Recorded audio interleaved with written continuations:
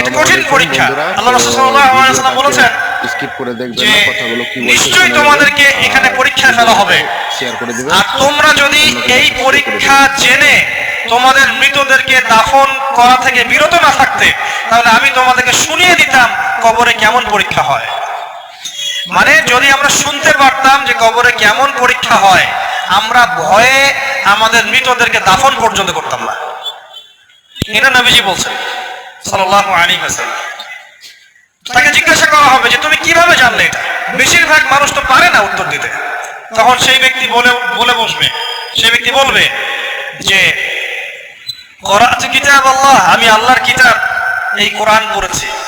মুমিন বলবে আমি আল্লাহর কোরআন পড়েছি, ফাআমানতু বিহি, আমি এর উপর ঈমান এনেছিলাম, ওয়া সাদ্দাকতু, এবং সত্যায়ন করেছিলাম। সুবহানাল্লাহ। অতএব দুনিয়াতে যারা দ্বীনের জ্ঞান অর্জন করছে না, কোরআন পড়ছে